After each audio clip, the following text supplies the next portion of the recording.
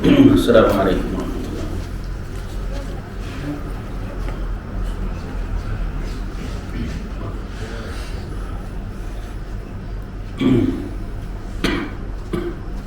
Surat 73.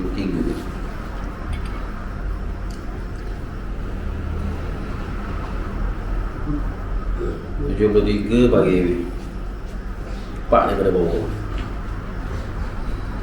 bagi 4 daripada bawah.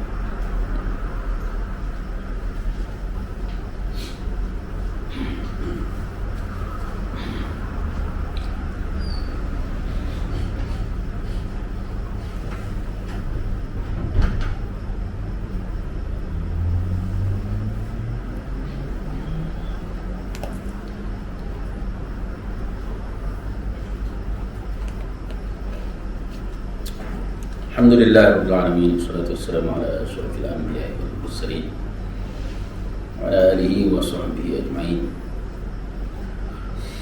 Rabbi shrah li sadri wa yassir li amri wa hlul 'uqdatam min lisani yafqahu qawli.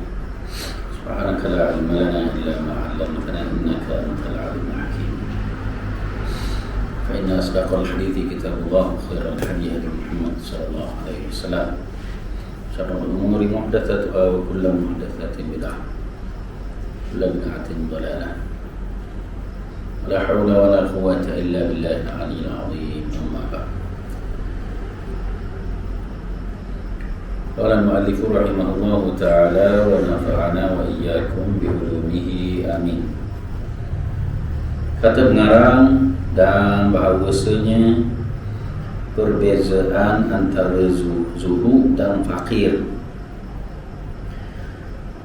Bahawasanya zuhud itu terasing ia daripada dunia kerana taat serta kuasa ia atasnya.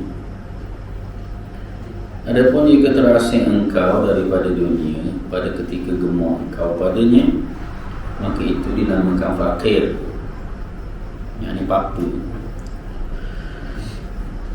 Tiada ada ia zuhud, tetapi ada baginya fakir itu kelebihan atas kaya. Sabda Nabi sallallahu alaihi wasallam, yadkhulu fuqara ummatil jannata qabla aghniyaihim bi 500 amin. Artinya masuk syurga sekalian fakir umatku dahulu daripada sekalian yang kaya daripada mereka itu dengan 500 tahun. Pada satu riwayat dengan 40 tahun. Maka ditanggungkan riwayat 500 tahun ini itu atas mendahului fakir zahid atau fakir zuhud atas yang gemuk pada dunia. Dan riwayat 40 tahun itu atas mendahului fakir yang loba atas yang kaya yang loba. Menyebutkan dia oleh Al-Imam Al-Ghazali di dalam Ihya Ulumuddin dan bersembah oleh Rasulullah sallallahu alaihi wasallam, Allahumma ahyini miskinan wa amitni miskinan. Artinya, hei Allah, hidupkan olehmu akan daku miskin, matikan olehmu akan daku miskin. Dan wafat oleh Nabi SAW pada ketika pada usia ini tergadai pada Yahudi kerana hutangnya sebab nafkah ahlinya.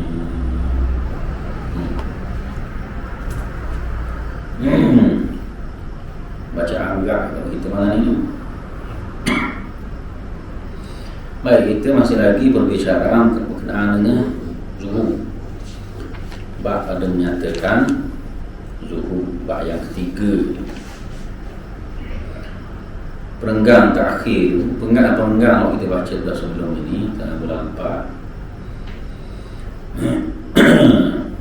Sebab bagi zuhud itu diberi 3 perkara hari itu.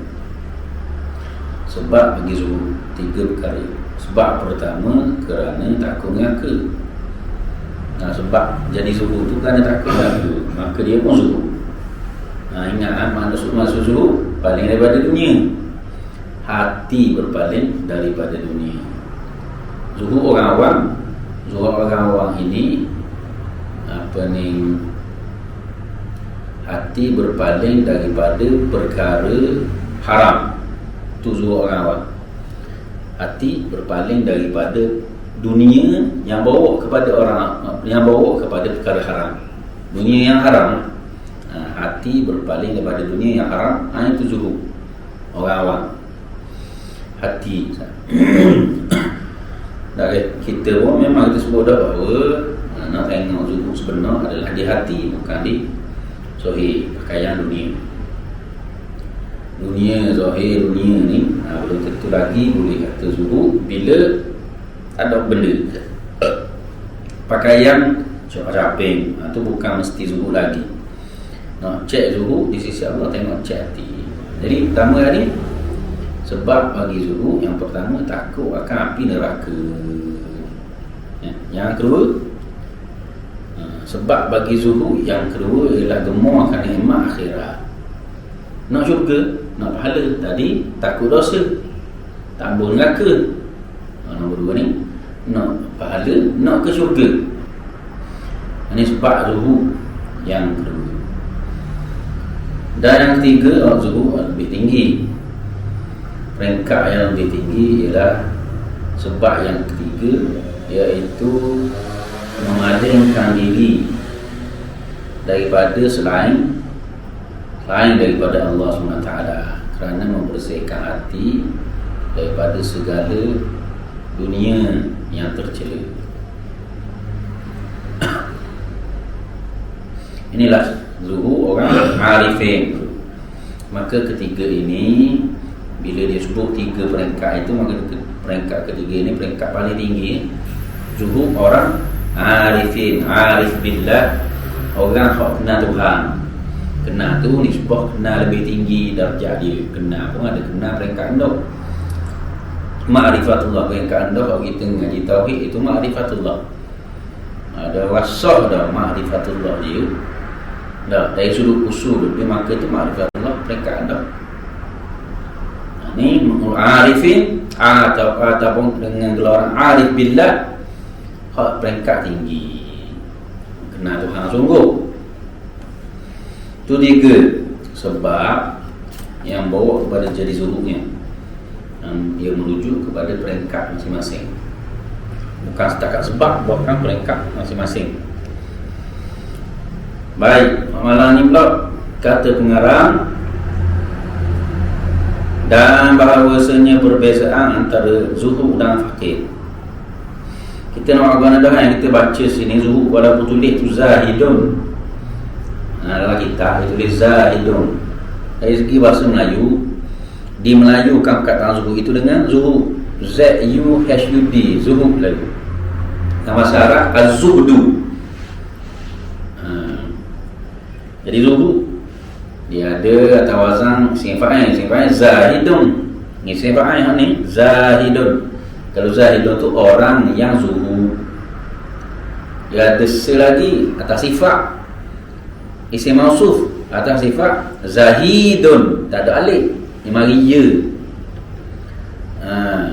Kalau dia bahasa Melayu sama Z-A-H-I-D. Dia bila nak sebut sini ni, kalau sebut antara zahid dan fakir. Zahid isim fa'il, fakir isim mausuf. Sifat kata sifat. Tapi bila kita cakap nak fakir, merujuk kepada orang tu, orang yang fakir. Fakir, orang yang fakir. Zahid, orang yang zuhud. Gitu. Jadi bila baca ni, kalau guru saya baca, baca zuhud juga, walau dia aja dengan Z. Zalik hada, zalik hada. Bahawasanya zuhud itu terasing ia daripada dunia, kerana taat serta kuasa ia atasnya. Ini baca zuhud juga. Gitu. Walaupun ejaan tu zahid. Bila situ nak bawah itu tulis zahid, zahid tu nak merujuk kepada orang yang zuhud. Ataupun fakir, orang yang fakir, merujuk orang tu sendiri. Tapi dia tak tulis dalam bahasa Arab ni zuhud dengan kata nama atau masdar. Zuhdun. Zuhdun tu kita zuhud kan. Orang yang zuhud zahidun ataupun zahidun, orang yang zuhud. Sebab orang yang ada sifat zuhud tu zahidun, orang yang berperbuatan tu perbuatan zuhud, zahidun. Dari segi bahasa lah. Jadi bila pengarang kata dan bahawasanya perbezaan antara zuhud dan fakir. Bahawasanya titik tu tak ada tu. Tu kena gugurkan titik situ lah. Cetakan saya ni ada titik lepas fakir. Bukan titik tu. Dia kata bahawasanya perbezaan antara zuhud dan fakir. Nak beza ni mana? Nak beza zuhud dengan fakir. Bahawasanya zuhud itu terasing dia daripada dunia kerana taat serta kuasa atasnya. Zuhud ni maksud dia hati dia tidak terlekat dunia walaupun dia boleh nak dunia. Lepas tu dia kata serta kuasa dia atasnya. Ia orang tadi, orang yang zuhud itu atasnya atas dunia. Boleh nak dunia tu tapi dia tak ambuh. Tak ambuh mana? Hatinya tak ambuh kepada dunia. Terasing dia daripada dunia kerana taat. Maksud dia palingkan hatinya daripada dunia kerana taat kat Allah. Sebab tu kita sebut tadi, umum makna, mudah makna zuhud itu ialah berpaling daripada dunia yang haram. Itulah zuhud. Zuhud yang fardu ain. Zuhud orang awam atau kurang-kurang. Aku benda kurang, waktu sekurang-kurang zuhud tu pun payah juga kita nak dapat. Kena mujahadah diri. Adapun jika terasing engkau daripada dunia pada ketika gemuk engkau padanya pada dunia. Kalau kita ni dunia tak ada tangan tapi dalam hati tak paling daripada dunia. No dunia. Orang miskin tak. Dunia tak ada tangan, miskin, piti tak cukup. Sama tak fakir lah, fakir. Mudah ceritanya fakir. Kalau nak tunjuk nak apa ni takrif secara istilah fakir pula dari segi fiqh lain pula ni. Fakir ialah orang yang tidak cukup akan keperluan hariannya. Daripada keperluan dirinya tak cukup, anak bini ni tak cukup, atau fakir. Teruk daripada miskin. Miskin pun tak cukup juga. Miskin tak cukup juga. Jadi orang fakir lebih teruk daripada miskin. Dua ini merupakan asnaf zakat.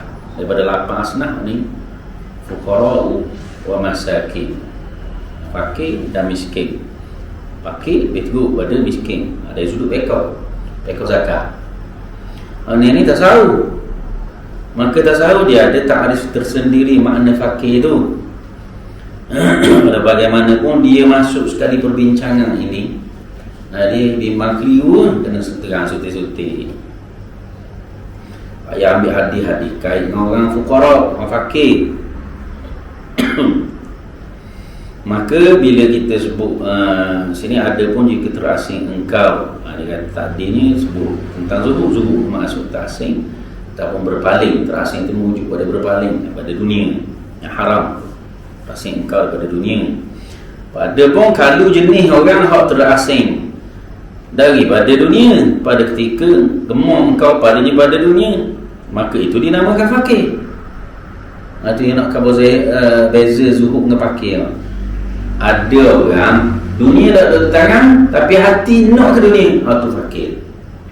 Maka takrifan ni takrifan tasawuf, bukan takrifan pada fiqh tadi. Kalau fiqh lain fakir. Orang tak cukupan untuk menafkahi dirinya dan ahli keluarga dia. Tak cukup makan. Cukup makan masuk cukup makan 2 kali sehari sekurang-kurang. 2 kali tak boleh makan sehari. Boleh makan sehari je. Atas diri dia pun tak boleh makan. Atas nak bini pun tak boleh nak tanggung makan. Cukup 2 kali sehari. Fakir. Sekurang-kurang 2 kali sehari. Makan 3 kali sehari tu lebih dah. Hak sunat dah usaha. Hak wajib 2 kali sehari. Jadi fakir. Barat cukup nak makan. Sementara lagi kalau tak boleh 2-3 hari sekali makan, lagilah fakir. Ya. Kalau dia cukup atas diri dia, anak bini tak boleh nak tanggung, cukup atas diri dia, atau miskin, memang layak zakat juga, tapi boleh tahan atas diri cukup. Hanya atas diri pun tak cukup, anak bini sementara lagi fakir. Fakir dalam rumah tak apa-apa lah. Kita faham mana apa-apa orang main. Mana basak teh ada berdita apa ke dana. Nah, tiada ada ia zuhud zahid, tiada ada ia zuhud. Tapi ada baginya fakir. Itu kelebihan tak kaya.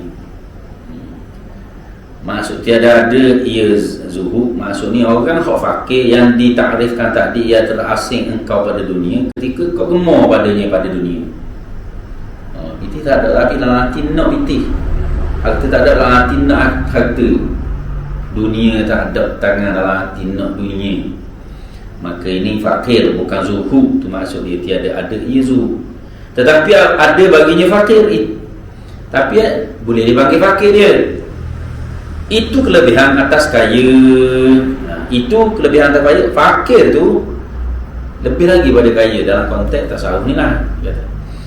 Kerana sabda Nabi SAW, yadkhulu fuqara'a ummati al-jannata, masuk orang-orang fakir umat aku, masuk orang-orang fakir umat aku ke dalam syurga. Qabla aghniyaihi, sebelum daripada orang kaya. Bi 500 am, dengan 500 tahun. Rupanya orang kaya lama masuk syurga. Hadis ni lah. Rupanya orang kaya lama masuk syurga. Hadis ni hadis sahih. Hadis riwayat At-Tirmizi daripada Abi Hurairah, katanya hasanun sahihun. Kalau kita riwayat Tirmizi sebut hasan sahih, maksud dia hadis sahih. Hasanun sahihun, maksud dia hadis sahih. Dia pakai hadisnya, maknanya boleh buat hujah ni hadis ni. So makna kalau kita tanya mana masuk syurga dulu, orang kaya ke orang miskin, maka hadis ni kata orang miskin masuk dulu awal 500 tahun. Allahu Rabbi. Nah, kalau kita orang nak jadi miskin je tapi ingat ke dunia, hati ingat ke dunia tu dah jadi lalu, bukan zuhud lalu. Gelar fakir tu boleh lagi, tapi nak boleh ke gelar pakat zuhud tu tak boleh lagi. Dalam hati tu ingat ke dunia. Jadi fakir tu 500 tahun dulu pada orang kaya. Ni nisbah atas orang beriman belaka. Inilah pada beriman tak masuk pun ni. Orang beriman kaya, orang beriman fakir. Hak mana masuk syurga dulu? Ni jawab je 500 tahun. Kalau level tu mana iman tu sama. Bila sama, tengok kaya miskin. Pasal apa gitu katanya ulama? Pasal orang kaya ni lambat masuk. Sebab nak kira dulu ada matematik, hisap. Nak kena hisap dulu harta benda yang dapat itu. Itulah yang menyebabkan lambat. Artinya masuk syurga sekalian fakir umatku dahulu daripada sekalian yang kaya, daripada mereka itu yang fakir dengan 500 tahun. Allahu Rabbi. 500 tahun dunia ke akhirat? Akhirat. 500 tahun akhirat. Allahu Rabbi. Sehari sama 1000. Sehari sama 1000. 500 tahun. Dalam kali 1000. Allah Rabbi lama. Pada satu riwayat, masuk riwayat yang lain pula, dengan 40 tahun. Memang ada satu riwayat lain yang sebut 40 tahun. Dia pergi sab'ina kharifah. Sab'ina kharifah tu lama berbeza pendapat. Masuk 40 tahun, adakah dia merujuk pada sab'ina aman? Adakah 40 tahun ataupun sab'ina madha? Apa dia? Ada setengah kata 40 masa. Masa tidak ditentukan. Setengah ulama tak berani nak tafsir. Masa tu maksud dia puluh ke ratus ke berapa. Ada ulama kata maksud sab'ina kharifan jelas 40 tahun maksud dia. Kharifan itu merujuk bertahun 40 tahun. Tu dia ada hadis daripada Anas tadi, hadis daripada Abi Hurairah, riwayat Tirmizi, hasanun sahih. Hadis kata 40 tahun ni dia satu hadis an Anas bin Malik radhiyallahu anhu daripada Anas bin Malik. Qala Nabi sallallahu alaihi wasallam. Kata Nabi sallallahu alaihi wasallam. Ni kait dengan hadis bawah nombor 2 riwayat Tirmizi wa hasanahu. Riwayat At-Tirmizi dan Imam At-Tirmizi kata hadis hasan. Aduh, ni saya baca apa? Matan daripada Anas bin Malik kait dengan 40 tahun. Katanya Anas bin Malik, katanya Nabi sallallahu alaihi wasallam Nabi bersabda, Nabi pun baca doa waktu. Ai tanda nota kaki dua tu lah. Allahumma ahyini bil ayat Allahumma ahyini miskina ya Allah aku hidupkanlah aku dah kena miskin. Wa amitni miskinan, dan matikanlah aku dah kena miskin. Wa hsyurni fi zumratil masakin yaumil qiyamah. Hipu aku bersama gerombolan atau kumpulan orang-orang miskin pada hari kiamat. Nabi sebut gitu. Faqala Aisyah. Lalu Aisyah tanya, ya Rasulullah, pasal apa ya Rasulullah? Katanya Rasulullah jawab, qala innahum yadkhuluna al-jannata qabla aghniyaihim bi 40 kharifa. Jawabnya Nabi, sungguhnya mereka itu orang miskin, merujuk kepada orang miskin. Yadkhuluna al-jannata, masuk syurga qabla aghniyaihim, sebelum orang kaya, bi 40 kharifa, dengan 40 kharif. Ulama tafsir 40 kharif itu 40 tahun.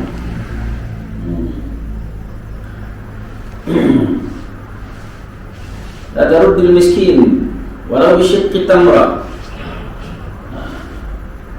Ya Aisyah, fa inna Allah yuqarribuki yaumal qiyamah. Betul, Nabi pun muncul Aisyah. Dia kata, Aisyah, sungguhnya Allah SWT mendekatimu pada hari kiamat. Takutnya Aisyah tu ingat dia pun terlambat masuk syurga. Gitu.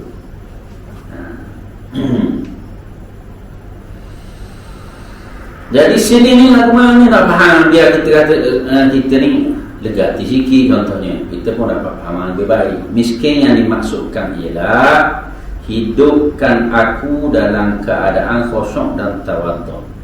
Ada setengah ulama dia tafsirkan makna Nabi tu doa, hidupkan aku dalam keadaan miskin, matikan aku dalam keadaan miskin. Jadi hidupkan aku dalam keadaan miskin, hidupkan aku dalam keadaan khusyuk dan tawadhu. Khusyuk dalam beribadah, tawadhu dalam kehidupan, merendah diri kepada Allah Subhanahu Wa Taala, hati yang merendah diri kepada Allah Subhanahu Wa Taala. Orang takut kita jadi tawadhu. Begitu.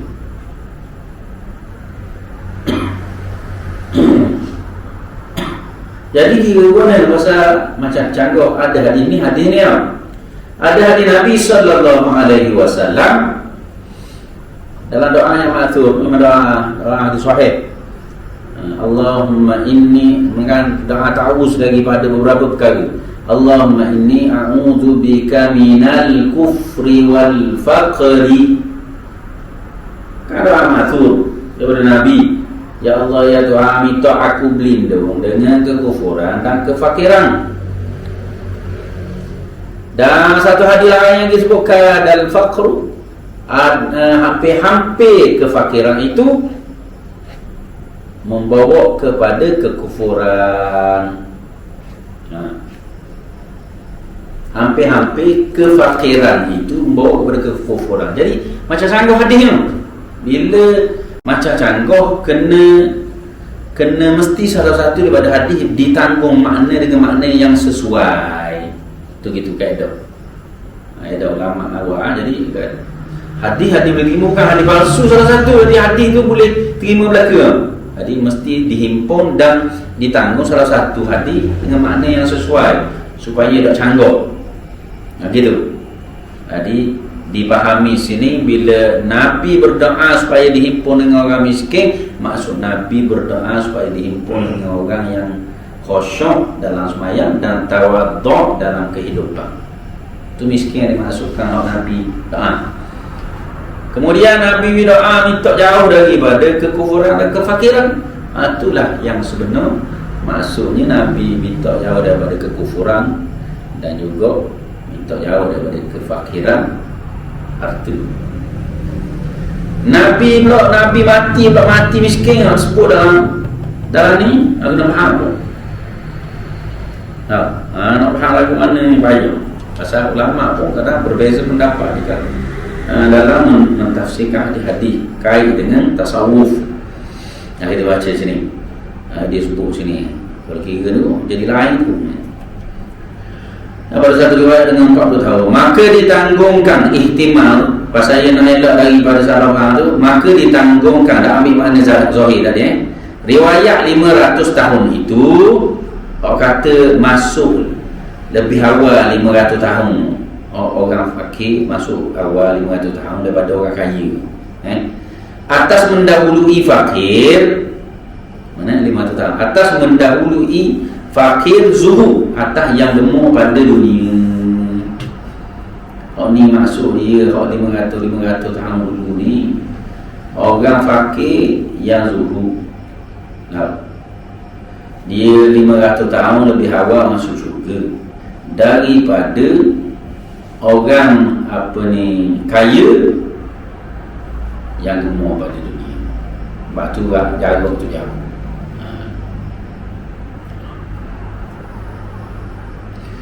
Dan riwayat 40 tahun itu arba'ina kharifan tadi itu atas mendahului fakir yang loba, atas kaya yang loba.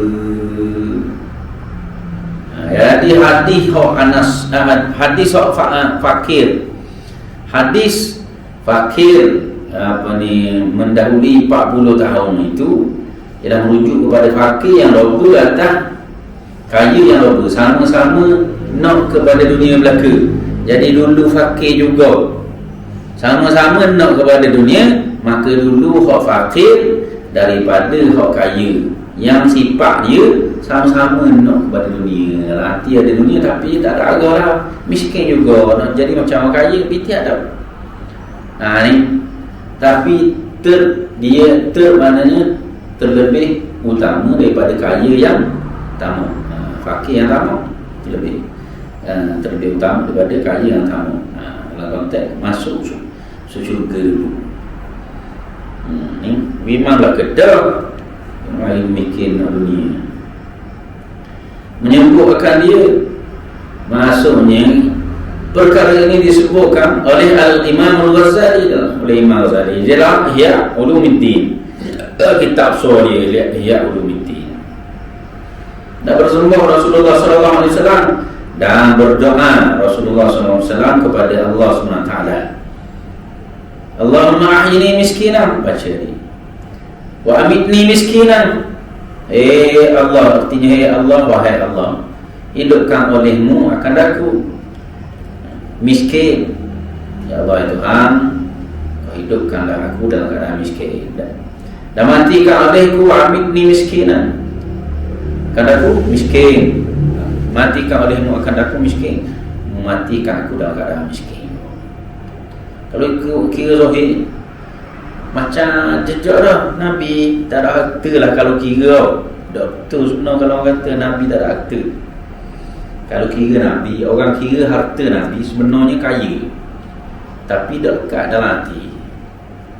Sebab dengan orang panggil kemurahan, al-jud, sifat al-jud Nabi SAW, harta dah dekat tangan. Macam satu hadis Nabi SAW, sahabat sebut macam ayam mengalir tubik sombong, air yang terus mengalir. Ada tangan mengalir, ada tangan mengalir, gitu. Pitih banyak. Pasal pitih banyak, khumusul khumus. Hak Nabi di sisi syariat Islam, Allah beri 1/5 daripada 1/5 harta rampasan perang. Khumusul khumus, 1/5 daripada harta rampasan perang adalah untuk dibahagikan kepada orang yang terlibat peperangan. Daripada 1/5 yang nak dibahagikan kepada terlibat peperangan, 1/5 daripadanya adalah hak Nabi. Bayang so Katakanlah perang nilai 1 juta.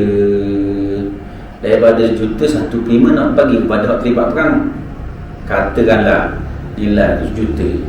Daripada 1 juta 1/5 daripada 1 juta dah. Dia berapa? 1/5 10 apa ni, kalau nisbah atas 100%, 1/5 20%. Tu 20%. Bila 20% daripada 1 juta boleh 200,000. Tu daripada 200,000 1/5 daripadanya. 200,000 1/5 daripada 200,000 apa? Kalau 1/5 daripada 100,000 tadi 10,000, jadi 20,000 tau. 20,000 kan? 40,000. 40,000. So nisbah atas daripada 1/5 yang dijadikan 100% pula tu 1/5 daripadanya. Harta rampasan perang keseluruhan dinilaikan, kemudian 1/5 daripadanya ambil nak bagi kepada terlibat peperangan. 1/5 daripadanya pisah dulu hak Nabi. Nabi boleh guna apa saja, tapi Nabi tak guna untuk diri dia, kepentingan diri dan anak bini dia. Melainkan sangat sedikit. Beri sedekah, infak dulu. Gitu. Kita tak mengaji molek waktu, tapi disebut dalam kitab-kitab bila dihimpun kait dengan harta Nabi saja sangat banyak. Harta Nabi saja. Antara hikmah dia ialah dia boleh menyelesaikan masalah dari sudut baiknya, masalah Bani Hashim dan Bani Abdul Muttalib yang haram makan sedekah dan zakat. Sebab keturunan Nabi tak boleh makan zakat, tak boleh makan sedekah. Kerana zakat dan sedekah adalah kotoran daripada harta orang beriman yang mesti dibersihkan. Dari situ maka dia kena ambil harta peninggalan Nabi ya. Kalau kira saya tak tahulah harta tu banyak mana. Kalau di sebuah learningnya ada lagi, tapi kawan-kawan ni, jenis kawan-kawan turunan Tok Syahid ni kan cerita memang ada persatuan yang menguruskannya di peringkat antarabangsa sekalipun. Contoh Tok Syahid, mana turunan Nabi duduk di Afrika Selatan. Kalau ada hak miskin gitu gini, maka penjaga amanah harta ni kena selesai.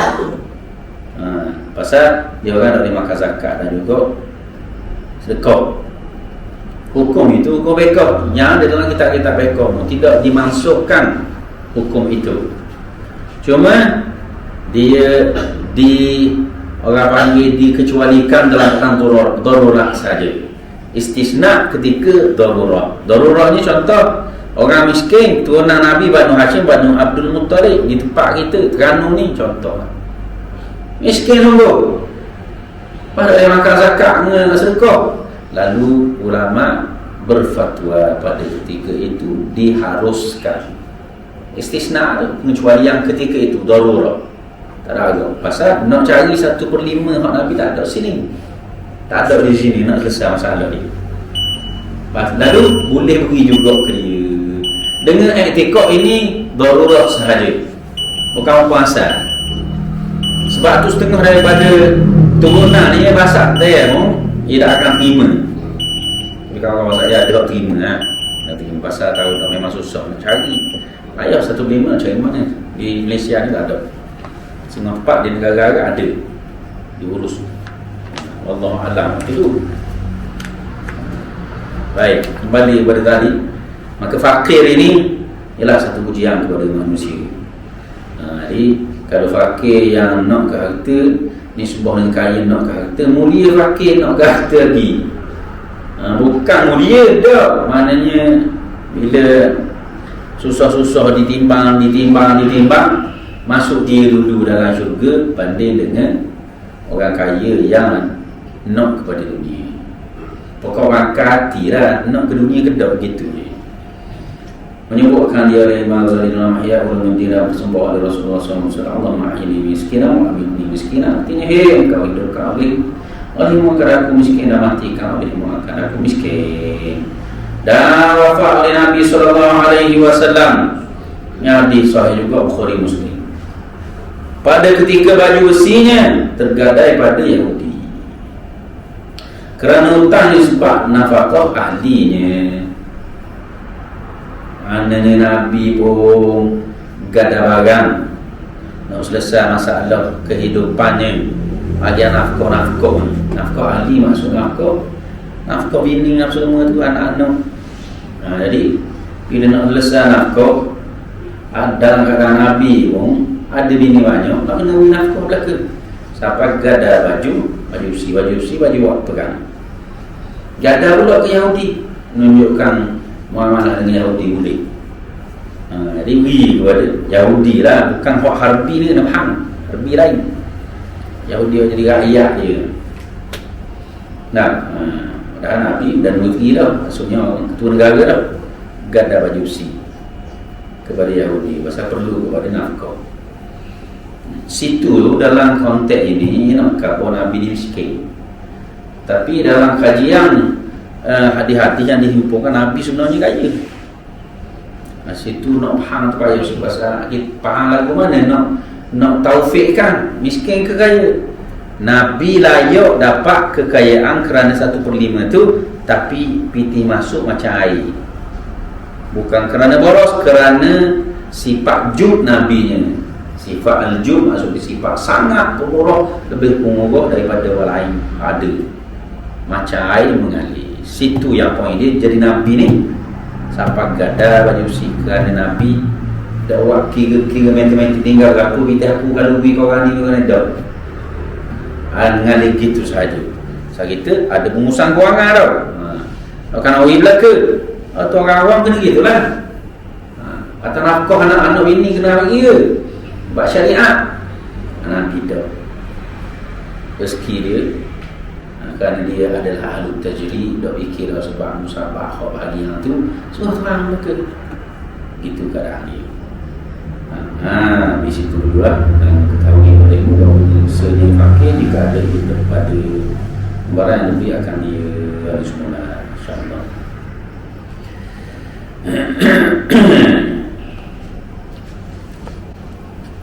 Selagi kalau kesimpulan kita tutup ni, kita kata Nabi minta berlindung daripada kekufuran dan kemiskinan itu, maka ulama hadis ada yang mentafsirkan makna hadis itu ialah Nabi minta hidup dalam tawaduk, dan juga Nabi nak ajar umat jadi umat yang jauhi sifat takabur.